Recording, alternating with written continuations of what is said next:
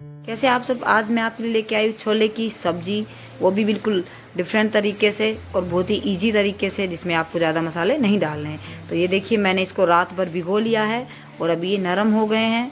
अभी हम इनको बस उबालेंगे, 4 से 5 सीटी लगवाएंगे और इनको हम उबाल लेंगे। अगर आपके पास रात भर भिगाने का समय नहीं है तो आप सुबह भिगो सकते हैं और शाम को बना सकते हैं।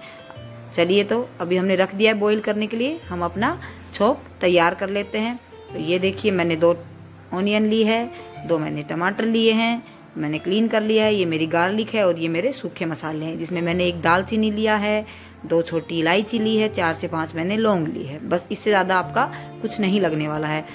तो चलिए फिर इन दोनों की हम प्योरी बना लेते हैं। और मैंने दोनों टमाटर की अलग से और प्याज की अलग से, छोले में आपको प्याज अलग बनाना है, टमाटर अलग बनाना है और आपको गार्लिक को आपको पीस लेना है बारीक।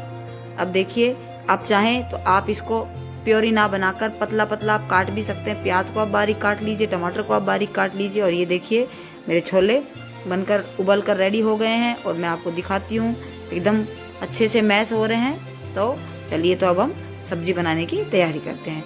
बस आपको कढ़ाई लेनी है, ये मैंने कढ़ाई ली है। अभी मैंने इसमें तेल डाल दिया है, ये देखिए। और तो अभी हम तेल को गरम करते हैं और फिर हम अपना इसमें छौंक डालने के लिए रेडी करते हैं।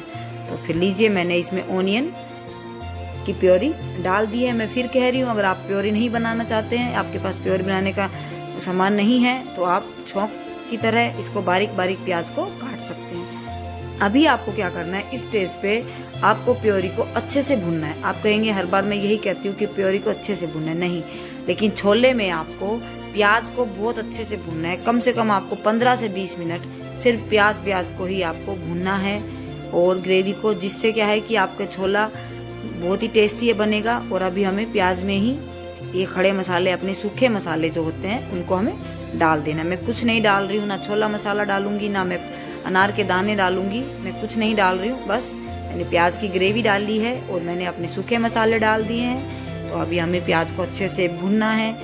और ये मैं इसमें गार्लिक भी डाल देती हूँ, लहसुन भी मैं इसमें डाल देती हूँ। तो चलिए, फिर मैंने डाल दिए हैं। देखिए, पानी पूरा सूख गया है, लेकिन आपको इस स्टेज पे भी आपको टमाटर नहीं डालना है। आपको इसको वापस से इसमें आपको पानी डालना है, आधे से 1 गिलास आपको इसमें पानी डालना है।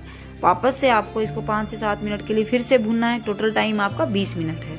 आप मीडियम गैस पे ही इसको भुनेंगे। ऐसा नहीं है कि तेज आपने किया और आपने बस इसको भून दिया कि ठीक है मेरा तो भुन गया। और मैं सिर्फ यही 3 से 4 मसाले ही डालती हूँ, धनिया, हल्दी, नमक और मिर्च। सबसे पहले आप हल्दी डाल दीजिए और ये आपको मिर्च डालनी है। मिर्च भी आप इसमें अपने टेस्ट के अकॉर्डिंग डाल दीजिए। अब नमक भी आपको अपने टेस्ट के अकॉर्डिंग ही डालना है। आप चाहें तो लास्ट में भी डाल सकते हैं, लेकिन कभी कभी पहले भी डाल देते हैं। छोले में नमक पहले डलता है, बाकी सब्जियों में, ग्रेवी की सब्जियों में आप बाद में भी नमक डाल सकते हैं। देखिए, मैंने फिर से पानी डाला है। फिर से हम इस पेस्ट को अच्छे से भुनेंगे, क्योंकि छोले की सब्जी में प्याज का भुनना बहुत ज़रूरी होता है, उसी से आपका फ्लेवर बहुत अच्छा आता है। तो फिर देखिए, प्याज को भून लेते हैं। और मैं धनिया पाउडर डालना ही भूल गई थी, तो धनिया पाउडर भी डाल देते हैं। 1 चम्मच धनिया पाउडर, बड़ी चम्मच डाल देना आप। अब इस ग्रेवी को अच्छे से आप भून लीजिए। एकदम कलर देखिए कितना अच्छा कलर आया है इसका। अभी इस टाइम पे आपको इसमें टमाटर की प्योरी ऐड कर देना है। प्योरी नहीं है आपके पास तो आप 2 टमाटर को बारीक काट के भी डाल सकते हैं। और इसको भी आपको कम से कम, टमाटर को भी आपको 10 मिनट तो भूनना ही पड़ेगा, जब तक कि आपका तेल ऊपर नहीं आ जाए और आपके टमाटर की ग्रेवी का कलर ना बदल जाए। ये देखिए, कलर रेडिश हो गया है और इस पे ऑयल भी दिखने लगा है थोड़ा थोड़ा ऊपर। थोड़ी देर और कीजिए। अभी आप इसमें छोले, बॉईल छोले आप ऐड कर दीजिए। ये मैंने बॉईल करके रख लिए हैं। आप चाहें तो थोड़ा सा हाथ से मैश कर सकते हैं छोलों को, और आपको बिल्कुल ही मैश नहीं करना है तो आप डायरेक्ट भी डाल सकते हैं। तो चलिए, बस अब इसको आपको 5 से 10 मिनट ढकना है और ये आपकी बनकर रेडी हो गई। मैंने ढक दिया था, मेरे 5 से 10 मिनट हो गए हैं मीडियम फ्लेम पे।